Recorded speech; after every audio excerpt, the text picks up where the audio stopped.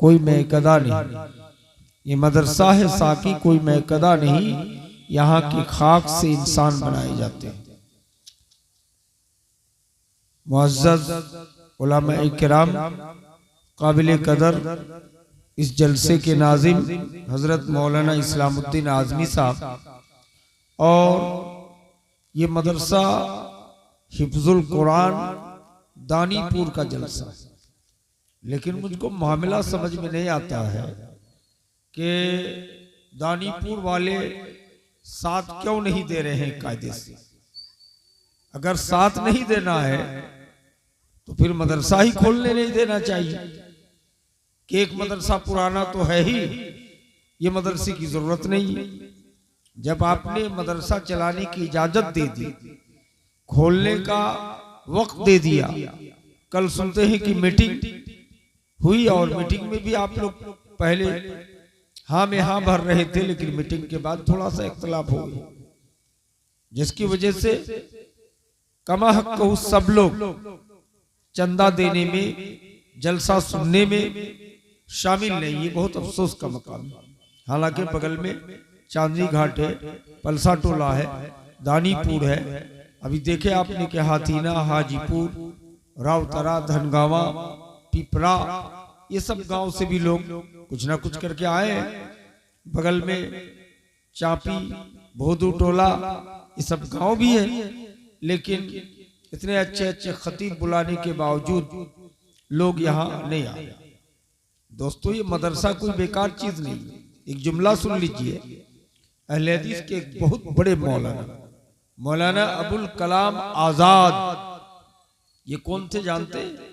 भारत सरकार में आजादी के बाद सबसे पहला शिक्षा मंत्री बने थे और 70 से ज्यादा किताबों के मुसन्निफ समझ रहे हैं, यानी 70 डिजाइन की किताबें लिख चुके हैं। और भारत सरकार के मिनिस्टर, शिक्षा मंत्री थे मौलाना अबुल कलाम आजाद रहमतुल्लाह अलैह। समझ रहे, उन्होंने लिखा है अपनी किताब में कि ये गरीब बोरियों में, बोरा में बैठकर पढ़ाने वाले हाफिज, मौलाना, मकतब का मौलवी अगर नहीं होते तो आज इस्लाम को मिटा दिया जाता इंडिया से। ये मत सोचिएगा कि आलिया, सरकारी मदरसा, हरी स्कूल, कॉलेज, इसके जरिए से आपका कोई फायदा हुआ है या इस्लाम का बका की उम्मीद है। नहीं दोस्तों, अगर इस्लाम को बचा के रखा है यही निजामिया मदरसा, यही हिफ्जुल कुरान, यही दरसे कुरान का मदरसा है। और इसको मामूली मत समझिए। ये इमामुल हिंद मौलाना अबुल कलाम आजाद का जुमला है, उनका शब्द है कि अगर ये बोरियों में पढ़ाने वाला, बोरा में बैठ के पढ़ाने वाला मौलवी, मकतब में पढ़ाने वाला मौलवी और हिफ्जुल कुरान में हिफ्ज कराने वाले हाफिज कुरान, अगर ये लोग नहीं होते तो इस्लाम को मिटा दिया जाता। हिंदुस्तान के तमाम मुसलमान काफिर और मुशरिक के डगर पे चलने वाले हो जाते। लेकिन इन्हीं का दैन है कि इस्लाम की बका, इस्लाम का तहफ्फुज, इस्लाम की हिफाजत ये लोग कर रखे। इसलिए मदरसा बुरी चीज नहीं है, बेकार नहीं। रही बात है कि मदरसा खोलना, ज्यादा से ज्यादा मदरसा अगर होगा तो कोई इख्तिलाफ की बात नहीं। मैं सरकारी सर्विस करने से पहले दरभंगा में मैं जब पढ़ा रहा था, मैं तो हमारे एक पुराना मदरसा है जिसमें हम लोग पढ़ा रहे थे, 2 4 10 मदनी आलिम भी थे, मैं भी था और लोग थे पढ़ा रहे थे। और उस मदरसे के सेक्रेटरी हाफिज ताहिर साहब सलफी हफिज़हुल्लाह, जो पूरे परिवार के साथ सऊदी अरब की राजधानी रियाद में रहते हैं, समझ रहे, तो उन्हीं का इदारा था। उसके बगल में कुछ लोगों ने रातों रात जाके उससे 1 किलोमीटर दूरी पर एक दूसरा मदरसा खोल दिया। तो हम लोग सब बेजार हुए, नाराज हुए कि हमारा एक मदरसा चल ही रहा है, अब बगल में फिर दूसरा मदरसा खोल दिया। लेकिन हमारे मदरसे की जो मेन सेक्रेटरी है जनाब सैयद दाऊद साहब, इनके कई बेटा जामिया इब्न तैमिया से फारिग मौलवी भी। तो सैयद दाऊद साहब अपने वापिस से 4 व्हीलर में मदरसा आए, कहा कि आप लोग बहुत बेजार नजर आ रहे हैं, अफसोस में है क्या मैटर है? कहा कि बगल में एक नया मदरसा खोल लिया है, हम लोगों के मदरसे का चंदा मुतासिर होगा। तो मुस्कुराए दाऊद साहब। कहा ये अफसोस की कोई बात नहीं है, जो नया मदरसा खोला है वो हमको ले चलो। सब मौलवियों को बैठाए गाड़ी में और जो नया मदरसा खोला था वहां सबको लेके गए। ले जाने के बाद उनके सेक्रेटरी को बुलाया और कहा कि आपने बहुत अच्छा काम किया है। अगर एक मदरसे से 10 बच्चे निकलते, आपने और एक मदरसा खोला, इससे भी 10 बच्चे निकलेंगे, बहुत बड़ा नेकी का काम किया है। इसलिए मैं पुराना मदरसे का सेक्रेटरी 10,000 रुपया नकद आपके नए मदरसे के लिए रसीद काटी, नगद 10,000 चंदा दिया। पुराने मदरसे के सेक्रेटरी नए मदरसे में आकर 10,000 का चंदा। ये शेखो सैयद का की कमालियत है। हालांकि वो लोग भी कट्टा रहले हदीस है, लेकिन शेख है, जाति सैयद है, खान है, पठान है, अंसारी है। तो ये लोग इख्तिलाफ नहीं रखते हैं, हसद नहीं रखते हैं, कीना नहीं रखते हैं, जलन नहीं रखते हैं कि अगर मदरसा खोला जाए ज्यादा से ज्यादा और उसमें दीन की तालीम हो तो हम उसको आगे बढ़ाने के लिए तैयार है, सक्षम। कि पैसा रख के क्या करोगे मेरे भाई? फलस्तीन जहां मुसलमान बहुत रईस थे, मालदार, पैसा वाला, जहां मुसलमानों का किबला अव्वल बैतुल मुक़द्दस मस्जिद अक्सा है, जहां हजारों नबियों की कब्र मौजूद है, उस बैतुल मुक़द्दस के मुसलमान बड़े बड़े बिल्डिंग वाले, बड़े बड़े पैसे वाले थे। लेकिन वहां यासिर अराफात जो फलस्तीन के एक अच्छे प्रधानमंत्री थे, जिन्होंने फलस्तीन को दुल्हन की तरह सजाया था, यासिर अराफात का सजाया हुआ फलस्तीन में यहूदी लोग, जिसको आज नया नाम में कहते इसराइली, ये लोग मूसा नबी की कौम है, इनको पनाह दिया था। जिनके पास खाना नहीं उनको खाना दिया था, जिनके पास रहने का मकान नहीं रहने का जगह दिया था। वो आज अमेरिका के इशारे पर, इल्म के बलबूते पर, इल्म का मतलब इतना ज्यादा उनके पास साइंटिस्ट मौजूद हैं, जो पूरी दुनिया के पास इस वक्त जितना साइंटिस्ट नहीं है उतना यहूदियों के पास, इस्राएलियों के पास। क्या किया इन लोगों ने? फलस्तीन के साथ जुल्म शुरू कर दिया, ओपन जेल बना दिया फलस्तीन को। ओपन जेल समझ, हम लोग तो जेल समझ रहे हैं कि कटिहार में जेल का गेट खोल के आपको बंद कर दिया, ये बंद जेल। लेकिन फलस्तीनियों का जेल 600 बीघा जमीन का जेल है, 1100 बीघा जमीन का जेल, यानी पूरे इलाके को, गजा के इलाके को जेल बना दिया।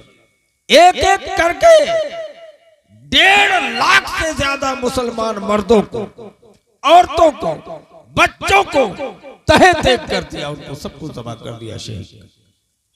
पूरी दुनिया में 55 से ज्यादा मुसलमानों की हुकूमत, किसी के कान में जूई तक नहीं रहेगी कि उसको बचाया जाए। ईरान ने 2 ट्रक कफन खरीद के भिजवाई कि जिनको फेंका जाए मार के, तो कम से कम सादा कपड़ों में, कफन में लपेट करके उनको समुद्र में फेंका। क्या हो गया मुसलमानों को?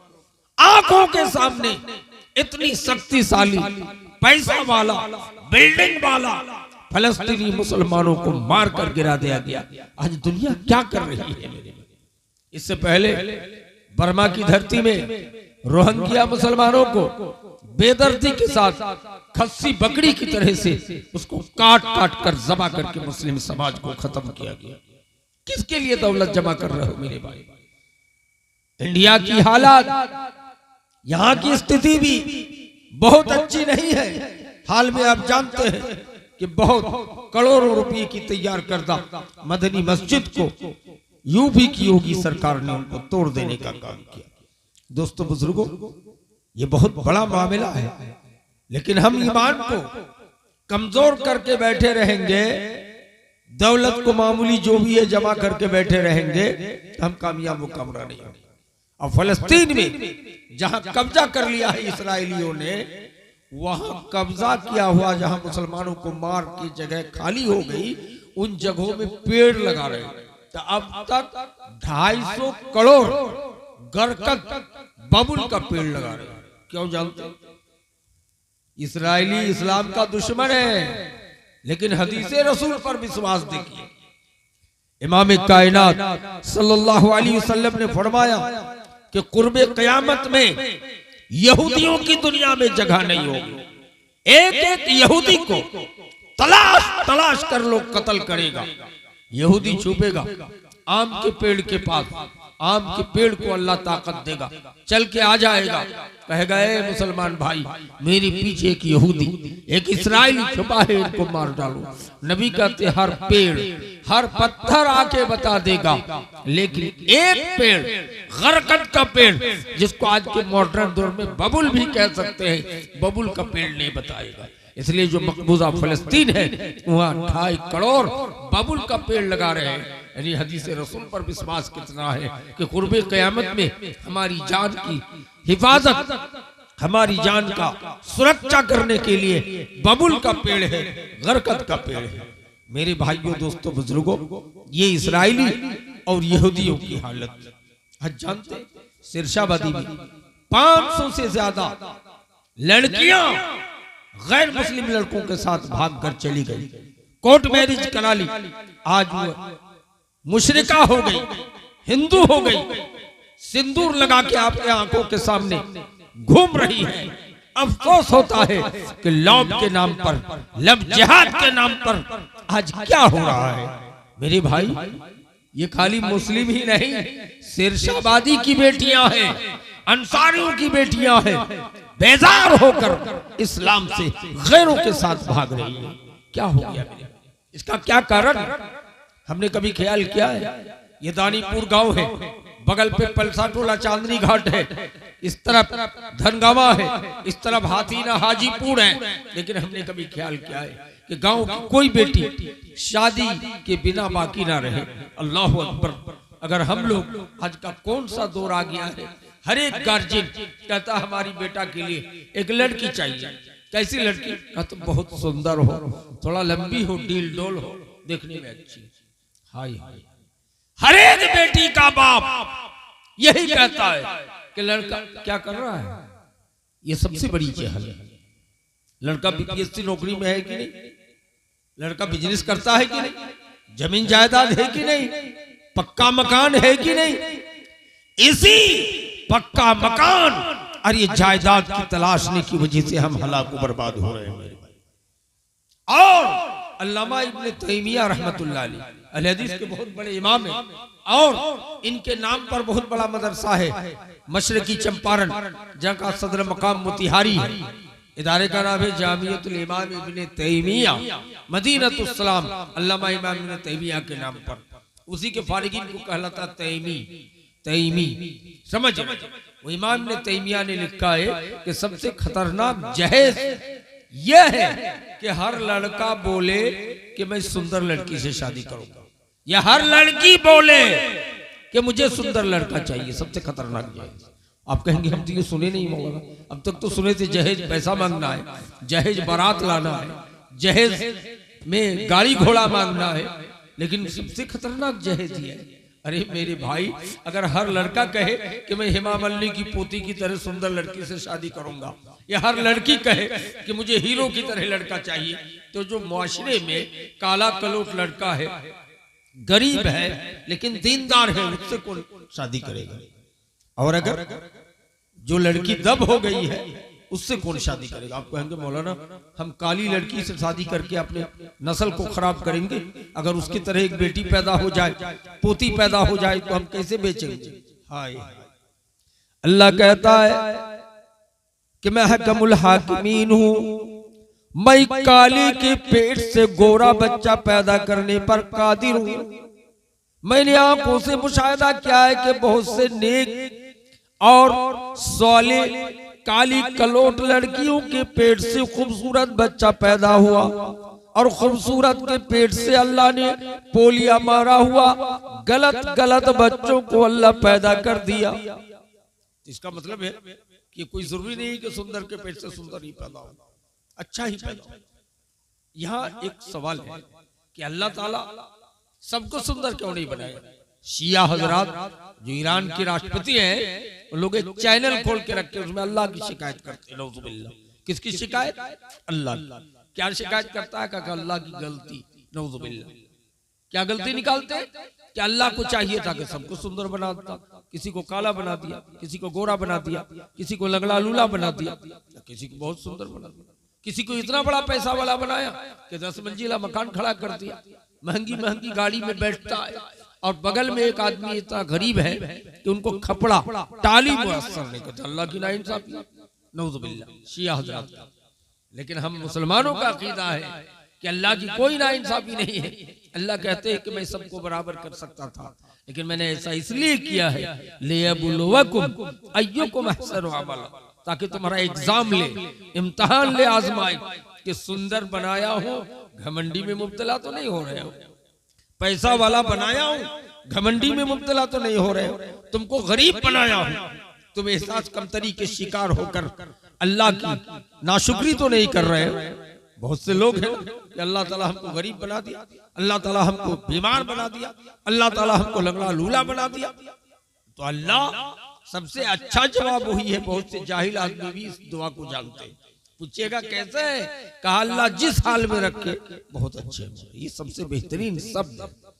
तो इसलिए काला गोरा ये कोई बड़ी चीज नहीं। तो फिर शादी कैसे करानी है? हदीस।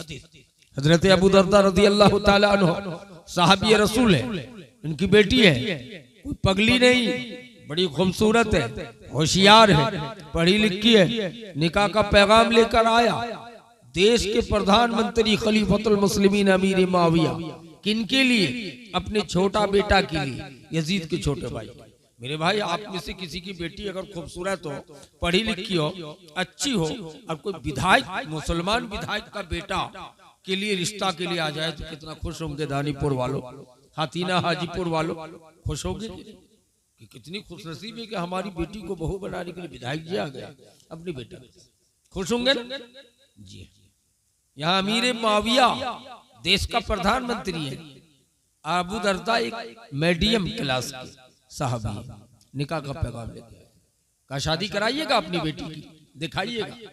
अबू दरदा का जवाब सुन, बेटी के बाप ख्याल करके सुन लीजिएगा क्या कह रहे हैं अबू दरदा कि अमीर अल मोमिनीन, अमीर मुआविया, आप खलीफतुल मुस्लिमीन है, आपके बेटे से मैं अपनी बेटी की शादी नहीं करा सकता हूं। कहा क्यों? कहा मैंने अपनी बेटी की शादी गांव के एक गरीब दीनदार लड़के से कराने का अज़म कर लिया है, जिस लड़के के पास खाने का कोई सामान नहीं, रहने का कोई मकान नहीं, रोजाना जंगल में जाके जलावन काट के लाता है, अब मदीने की बाजार में बेचकर गुजारा करता है। लेकिन वो लड़का दीनदार है, वो लड़का नमाजी है, वो लड़का शरीयत पसंद है। इसलिए अमीर मुआविया, मैं अपने लगते जिगर खूबसूरत बेटी की ब्याह, बेटी की शादी मैं उस गरीब लड़के से करा दूंगा, मैं तुम्हारे जैसे शहजादे से नहीं। इस हदीस से क्या साबित होगा कि अमीर मुआविया के बेटा से शादी नहीं कराया अबू दरदा ने अपनी बेटी। किससे कराया? गरीब लड़के से, जिनको रहने का मकान नहीं, बांग्ला में जिसको बोलते हैं हाटेर चालर घाटेर पानी, ऐसा गरीब लड़के। इससे इस हदीस से क्या साबित हुआ कि आज बेटी का बाप भी जालिम है ना। बेटी अगर अच्छी है, पढ़ी लिखी है, तो कहता है कि लड़का क्या करता है। अरे कभी गरीब मालदार हो, लेकिन अपनी बेटी की शादी किसी गरीब लड़का अगर देनदारी करा के देखो, अल्लाह कहता है मैं जमीन व आसमान से बरकत का दरवाजा खोल दूंगा। नबी ने कहा शादी करो, इससे बरकत आएगी। कहते हम अपने पैर पे खड़े होंगे तब तो शादी करेंगे। लड़कों को भी जल्दी शादी करनी चाहिए। बांग्लादेश के मशहूर मौलाना अब्दुल रज़्ज़ाक बिन यूसुफ कहते हैं कि मुसलमानों पर जरूरी है कि हर लड़का जब 15 साल का हो जाए, 16 साल का हो जाए, शादी कराओ। इसी में सवाब है, इसी में नेकी है, इसमें बुराई के लिए सद्दे बाब है। ये कहते हैं, बिल्कुल सही बात है। अपने पैर पे खड़े होंगे 30 साल के हो गए, बुराई का बाजार गर्म कर रखा है, जिना है, बेसिया खाना को आबाद करके रखा है। क्या हो गया है? आज हमारी बेटियां कहां जा रही हैं? क्यों भाग रही है गैरों के साथ? हमारे मौलाना लोग अक्सर तकरीर भी करते हैं जिसमें ये सुनाते हैं कि महिलाओं को जहन्नम पे जलते हुए देखा, सदका करो। बिल्कुल सही बात है, लेकिन यही सब 2-3 हदीस सुनाते हैं। तो हमारी माएँ सोचती हैं, हमारी बेटियां, कि इस्लाम खाली महिलाओं पर जुल्म किया, लेकिन ये सब हदीस नहीं सुनाते हैं कि मेरी माँ आपको 1000 से ज्यादा हुकूक मजहबी इस्लाम ने दिया और आप गैर के साथ भाग रही हो। क्या हुकूक दिया है मेरी माँ जानती हो? दुनिया में कोई धर्म का गुरु, कोई किताब नहीं बोल सकता कि उसमें लेडीज को, बेटियों को, महिलाओं को जमीन में, जायदाद में, पैसा कौड़ी में मीरास दिया हो। किसी धर्म पे नहीं है। मेरी माए मजहब इस्लाम की अजीम किताब कुरान में मौजूद है, वली तकरे मिस्लु हद्दिल उनसाइन, कि बेटी को भी जमीन में बेटा की तरह हिस्सा देना पड़ेगा। अगर बाप ना दे तो उनकी नमाज, उनका रोजा, उनका हज, उनकी तहज्जुद सब अल्लाह बेकार करके जहन्नमी बना देगा। अगर बेटा को दिया है तो बेटी को भी जमीन देना है। अगर बेटा को एक पक्का का रूम बना दिया है, 2 पक्के का रूम बना दिया है, तो बेटी को भी एक पक्का रूम का पैसा देना होगा।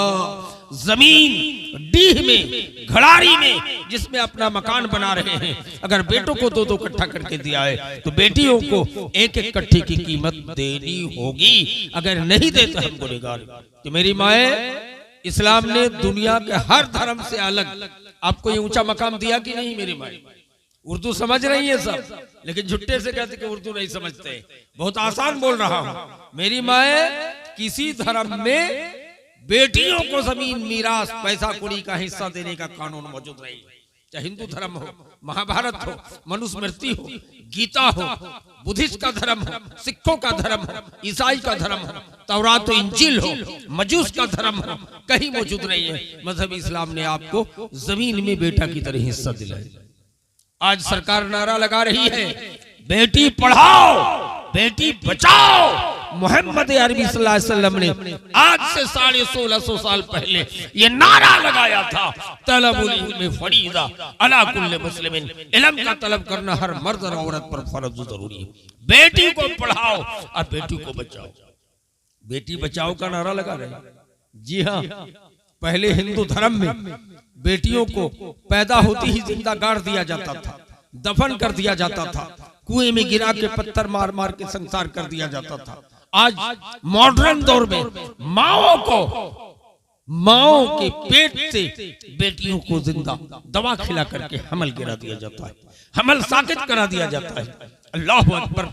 नबी कायनात सल्लल्लाहु अलैहि वसल्लम ने फरमाया कि क़यामत के दिन अल्लाह पूछेगा, कुरान में मौजूद है कि वो इदल मऊदतु सुइलत बिअय्यि ज़ंबिन क़ुतिलत, क़यामत के दिन उसको रूह डाल दिया जाएगा, जिस्म की शक्ल में हाजिर किया जाएगा कि किस जुर्म के बुनियाद पर तुमको माँ के पेट में 6 महीने की हमल को साकित कराया गया था, किस जुर्म के बुनियाद पर तुम्हें गाड़ दिया गया था। मेरी माए, मेरे नबी पर कुर्बान हो जाइए। अल्लाह के रसूल सल्लल्लाहु अलैहि वसल्लम ने फरमाया, जिसने 3 बेटी को पढ़ाया लिखाया और शादी करा दिया, उस बेटी के बाप के लिए जन्नत वाजिब है। दुनिया के किसी धर्म में बेटी के बाप के लिए जन्नत वाजिब करार नहीं दिया गया। एक साहबी ने कहा, हुजूर मेरी एक बेटी है, मेरा क्या हुक्म है? आपने कराहते हुए अल्फाज में कहा, हाँ तुम भी पाओगे, लेकिन 3 बेटी जिनकी 7 बेटियां हैं, उनका मकाम, उनके बाप का मकाम और ऊंचा मकाम है। मेरी बेटियां जब 3 बेटी की जन्नत की खुशखबरी सुनाया तो मदीने में नया नया इस्लाम कबूल किए थे, हिंदू से मुसलमान हुए थे। कैस बिन आसिम और अबू दरदा दोनों रो रहे हैं। नबी ने तकरीर खत्म करने के बाद कहा कि अबू दरदा क्यों रो रहे हो? कहा, हुजूर मेरा इस्लाम कबूल करना 6 महीना हुआ है, मैं पहले हिंदू था हुजूर, मुशरिक था, मैं अपनी 13 साल की बेटी को कुएं में गिरा दिया था। बेटी चिल्ला रही थी, चीख रही थी, फिर भी मैंने पत्थर मार मार के संसार कर दिया। अल्लाह के रसूल, आज आपने बेटी के बाप के लिए जन्नत की खुशखबरी सुनाई है, हमारा क्या हशर होगा? अब इस्लाम कबूल कर लिया। नबी ने कहा इस्लाम यह हद मुमक्कबला, इस्लाम पहले के गुनाहों को मिटा देता है। मुशरिक हालत में तुमने बेटी को कुएं में गिरा के पत्थर मारे हो। तो मेरी माए, दूसरे धर्म में बेटियों को कुएं में गिरा के पत्थर मार मार के संसार किया जाता था, और नबी ने कहा बेटी के बाप के लिए जन्नत वाजिब। बेटी से प्यार करो, बेटी को पढ़ाओ, बेटी से खुश हो जाओ। कहा कैस, तुम क्यों रो रहे हो? कहा अमीर अल मोमिनीन, अल्लाह के रसूल सल्लल्लाहु अलैहि वसल्लम, मैं अपनी 11 साल की बेटी को एक गड्ढा खोदा, वो गड्ढा एक नहीं 10 फीट 15 फीट का कब्र खोदा, गड्ढा खोदकर अपनी 11 साल की जिंदा बेटी को, ये अल्लाह के रसूल, मैं उस वक्त मुशरिक था, मैं हिंदू था, 11 साल की बेटी को 15 फीट का गड्ढा खोदकर उसमें गाड़ दिया जिंदा और मिट्टी डाल दिया। बेटी चीख रही थी, या बाता, हे मेरे अब्बा, मुझको क्यों जिंदा गाड़ रहे हो? हमने कौन जुल्म किया है? या अब्बा मुझको जिंदा कहीं भाग जाने दो, मैं तुमको बाप नहीं कहूंगी, किसी दूसरी दुनिया में जाकर के गुजारा करूंगी। लेकिन फिर भी रहम नहीं किया, बेटी को जिंदा गाड़ दिया था। मेरी माँ और बहनों, ये जिंदा गाड़ने वाला धर्म कौन है? हिंदू धर्म था, मुशरिक का धर्म था। नबी ने कहा नहीं, बेटियों का एहतराम करो, बेटियों को जिंदा नहीं गाड़ा जाएगा। इस्लाम ने बेटियों को ऊंचा मकाम दिया है। हिंदू धर्म में लिखा है कि जिस औरत का, जिस लड़की का हस्बैंड शोहर मर जाएगा, उसको भी सती प्रथा कानून के तहत जिंदा जला दिया जाएगा। आज भी दुनिया के हर धर्म में लिखा है कि मनहूसा लेडीज है, शोहर को खो दिया, शोहर को खा गई, इसलिए इसको जिंदा जला दिया जाएगा। वो तो जाने दो, भारत की शक्तिशाली प्रधानमंत्री श्रीमती इंदिरा गांधी जी, स्वर्गीय इंदिरा गांधी जी थी, जब इनका शोहर इंतकाल हो गया तो इंदिरा गांधी को भी जिंदा जलाने की बात आई थी। इंदिरा भागकर बनारस आई और आकर के भाषण दी कि दुनिया में अगर कोई उत्तम धर्म है तो मजहब इस्लाम है। इस्लाम धर्म में कहा गया है कि अगर किसी औरत का शोहर मर जाए तो 4 महीना 10 दिन शोक व्यक्त के बाद वो औरत चाहे तो किसी दूसरे मर्द से, किसी दूसरे आदमी से शादी कर सकता है। आज मैं देख रहा हूँ हमारे हिंदू भाइयों के यहाँ जवानी में शोहर मर गया है, आज वो बेसियागिरी करती फिरती है, उसका कोई जगह नहीं है, शादी का कानून नहीं है। मेरी माए, इस्लाम धर्म ने कहा कि शोक व्यक्त के बाद तो कहीं शादी करा सकती है, आपको ऊंचा मकाम दिया। और हिंदू धर्म में पहले जमाने में अगर किसी औरत को हैज आ जाए, माहवारी आ जाए, हमारी माएँ जानती है, हमारी माओ बेटियों को हर महीने में 10 दिन 6 दिन माहवारी हैज आ जाता है। इस पीरियड में हिंदू धर्म पे कानून था कि जिसको माहवारी आ जाए उनको ले जाकर बयाबान जंगल में किसी नदी तालाब के किनारे में एक मड़ई बना दो, एक मचान बना दो, एक झोपड़ी बना दो, वहां उनको रखो। कोढ़ी की पेशेंट की तरह, कोरोना की पेशेंट की तरह उनको वहां रखा जाता था और उनके लिए मिट्टी के बर्तन पे खाना देकर लोग आते थे। 10 दिन के बाद जब हैज से, माहवारी से औरत पाक हो जाती तो एक परिंदा पकड़ के लाते थे, जिंदा परिंदा, और औरत की शर्मगाह में टच करते थे। अगर बदबू से मर जाए तो मतलब है कि औरत हैज से पाक हो गई, अब इनको घर आने का आदेश। मेरी माए, ये दूसरे धर्म में था। मेरे नबी से पूछा गया, कहा हालत माहवारी में भी, हालत हैज में भी बेटियां घर में रहेगी, अपने शोहर के साथ सोएगी। इल्लन निकाह, नबी ने कहा याद रखो, हालत हैज में, हालत माहवारी में अपने शोहर के साथ चिपक के सो भी सकती हो। इल्लन निकाह, नबी ने कहा सेक्स मत कराना, वती मत करना, मुजामियत मत करना, उससे खतरनाक बीमारी पैदा हो सकती है। आजकल मेडिकल साइंस भी ये कह रही है कि अगर हालत हैज में, हालत माहवारी में कोई अपनी बीवी से मुलाकात कर ले, अपनी बीवी से जिमा कर ले, अपनी बीवी से वती कर ले, अपनी बीवी से सेक्स कर ले, तो उसको बहुत खतरनाक बीमारी हो सकती है। इसलिए नबी ने कहा ये नहीं करेगा। बाकी बीवी को हैज आने की वजह से कोढ़ी पैसन की तरह ले जाकर बयाबान जंगल पे नहीं रखेंगे, वो घर में रहेगी, शोहर के साथ रहेगी, हत्ता के रमजान महीने में सहरी पकाएगी, इफ्तारी का नाश्ता तैयार करेगी, कोई हर्ज की बात नहीं। तो मेरी माँ, ये ऊंचा मकाम आपको किसने दिया? मजहब इस्लाम ने दिया है। मेरी भाइयों, मेरी माँ और बहनों, ये दर्जनों वाकयात और हदीस रसूल मौजूद हैं जिसमें मेरी माओं को, मेरी बेटियों को ऊंचा मकाम मजहब इस्लाम ने दिया। फिर भी तुम आज इस्लाम से बेजार होकर के गैरों के साथ भाग रही हो। ये मेरी माए, हजरत उमर की ये हदीस, रज़ीतु बिल्लाहि रब्बन व बिल इस्लाम दीना व बि मुहम्मद रसूला, इस हदीस को पढ़ लो कि मैं अल्लाह को रब मानने से राजी हूँ, इस्लाम को धर्म मानने से राजी हूँ, मोहम्मद को रसूल मानने से राजी हूँ। मेरी माए, आज सरकार का पेशा है कि बेटी बचाओ बेटी पढ़ाओ। ये ऊंचा मकाम मजहब इस्लाम ने आपको जिंदा रहने का हक दिया है, आपको जीने का हक सिखाया है। इतना ऊंचा मकाम दुनिया में किसी धर्म ने आपको नहीं दिया है। इसलिए मेरी माए, आप इस्लाम के साथ खुश हो जाए। और पता है, हालत हैज में आपको नमाज नहीं पढ़नी है। बच्चा पैदा हो गया, 40 दिन तक नमाज नहीं पढ़नी है। अगर रमजान में हैज आ गया, रमजान में बच्चा पैदा हो गया, तो रोजा नहीं रखेगी, लेकिन रोजा कज़ा करेगी, बाद में रखेगी। और नमाज, माँ, हजरत अब्दुल्ला ने पूछा, आका अगर इस हाल में औरत की मौत हो जाए तो नबी ने फरमाया आला दर्जे का जन्नती है। नमाज पढ़ना, मेरी माए, इस्लाम ने आपको कितना ऊंचा मकाम दिया है। क्या आप हर महीने में 10 दिन हालत हैज में आपको नमाज नहीं पढ़ना है? नमाज बगैर पढ़े नमाज पढ़ने का सवाब मिलेगा।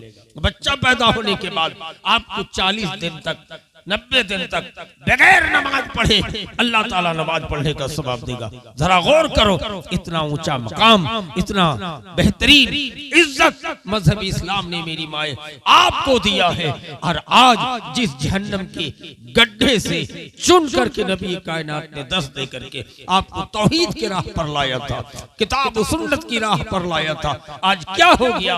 हमारी बेटियां भागकर गैरों के साथ भाग रही है।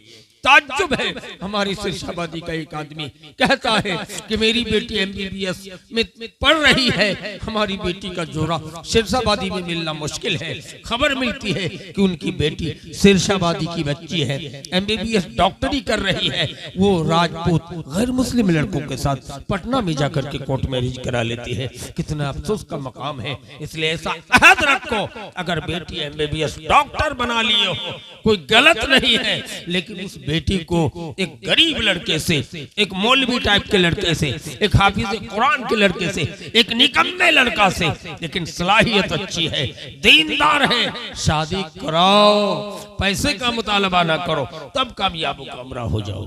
आज हमने बारात भेज के निकाह को मुश्किल बना दिया है। नबी ने फरमाया कि आज़मुल बरका, सबसे ज्यादा बरकत वाली निकाह वो है, वो शादी है जिसमें खर्च कम हो। अरे नबी के दौर में थुबड़ा बहना खिरकाची बारात और सर पे लाल टोपी और सेहरे का कपड़ा, ये सब कुछ नहीं था। नबी की सुन्नत शादी सुना रहे हदीस। नबी बैठे हैं मस्जिद नबी में, एक नौजवान साहबी आए, कहा अल्लाह के रसूल मैं शादी करना चाहता हूँ, कहा महर में देने के लिए कुछ है? कहा जी हाँ है। कहा किसकी बेटी से शादी करना चाहते हो? कहा फलाना की बेटी से। कहा तुम देखे हो?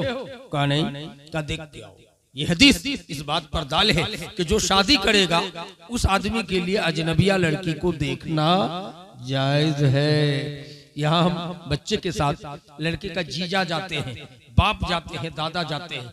बांग्लादेश के मौलाना अब्दुल रज़्ज़ाक बिन यूसुफ ने लिखा है कि उस लड़के के अलावा बाप का देखना, जीजा का देखना, दादा का देखना, भाई का देखना आंख की ज़िना है।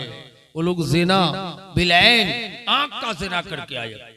क्यों? इस हदीस से ये साबित हुआ कि जो शादी करेगा, हम लोगों में कहता है कि कितना बेहया है, खुद ब्याह करेगा, खुद लड़की देखने आ गया। हालांकि सुन्नत तरीका यह है कि जो शादी करेगा वही देखने आएगा। नबी ने पूछा देख के आ जाओ, देख के आ गया। कहा बेटी पसंद है लड़की? कहा जी हाँ। नबी ने बेटी के बाप को बुलाया, कहा लड़की पसंद तुम्हारी बेटी को, ये लड़का पसंद करता है, देख के आया, क्या राजी है आप वली है, गार्जियन है? बेटी से पूछा है? का पूछ के आया हूँ, मेरी बेटी राजी है। नबी मस्जिद नबी में खड़े हो गए, सर पे लाल टोपी नहीं, कोई अलग से कपड़ा नहीं, कोई कुछ नहीं। नबी ने कुरान की 3 आयतें पढ़कर इतने मोहर के बदले में कहकर निकाह पढ़ा दिया। अल्लाह अकबर। निकाह पढ़ाने के बाद नबी उनको कह रहे हैं कि अवली मौलाऊ बेशाह, एक छोटी मोटी बकरी जमा करके वलीमा कर देना। ऐसा वलीमा का भोज नहीं है कि दानीपुर से लेकर यहाँ से रानी पत्रा तक 2000 आदमी को बुलाए कि दावत तो सुन्नत है वलीमा की, लेकिन 2000 खिलाकर आप फजूल खर्ची कर रहे हैं। अल्लाह ने कुरान में बताया इन्नल मुबद्दिरीना कानू इख्वानी शयातीन, फजूल खर्ची करने वाले, दिखावे के लिए खिलाने वाले शैतानों के भाई। ये पैसा मदरसे में दान नहीं करेगा, ये पैसा मस्जिद पे नहीं देगा, ये पैसा यतीम गरीब की शादी में नहीं देगा, ये बच्चे पैसा अनाथ बेवा को नहीं देगा, लेकिन दिखावे के लिए 2000 10,000 आदमी को वलीमा की दावत खिला रहे हैं। शादी शादी नबी कायनात सल्लल्लाहु अलैहि वसल्लम के ज़माने का है। कोई मौलवी बताएगा कि किसी भी शरीयत में हदीस में बारात का तस्वर नहीं है, ये तो यहूद का तरीका है, ये मुशरिकीन का तरीका है, नसारा का तरीका है कि हम आज बारात भेज रहे हैं। छोड़ नहीं पाओगे अचानक, लेकिन कम से कम आदत डालो कि 10 गाड़ी ना भेज के 2 गाड़ी जाए, 1 गाड़ी जाए करो। अब पैसा जिनके लिए नहीं, इसको तो इमामों ने बुजुर्गों ने लिखा है कि वो सुअर के गोश्त खाने के बराबर हराम है जो बेटी के बाप से पैसा गिन के लेता है। मेरे भाइयों ये सब बंद करो और माशरे में गरीब अमीर की तमीज ना करो। अगर दीनदार है, लड़की है तो उनको बहू बना लो, लड़का है तो उनको दामाद बना लो, शादी कराओ, आसान करो शादी ब्याह को। इस्लाम ने इसको आसान किया। और एक हदीस बोल के अपनी बात को खत्म करूंगा कि वो हदीस रसूल यह है कि काले कलोट साहबी है, मुंह में चेचक का दाग है, मोटा मोटा होठ है, कोई ब्याह करने के लिए तैयार। नबी के पास आए, काका मक्का मदीने में कोई बेटी मुझको देने के लिए तैयार नहीं। नबी ने कहा फलाना सेठ के घर चले जाओ। चले गए। सेठ बाहर निकले, कहा क्यों आए? कहा आपकी बेटी को निकाह का पैगाम देने आए हो। कहा तुम अपने चेहरा आईना में देखा है? हमारी बेटी खूबसूरत है, पढ़ी लिखी है, होशियार है, अब तुमसे शादी कराएंगे, भागो, उठो यहां से चले जाओ। लड़कियों कैसी तरबियत थी, आज बेटी भाग रही है, बाप राजी नहीं है।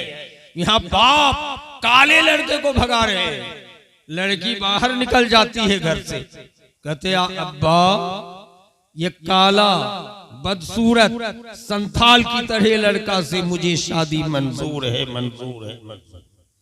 बाप के खिलाफ कहा आपको पता है अब्बा इनको भेजने वाला कौन है?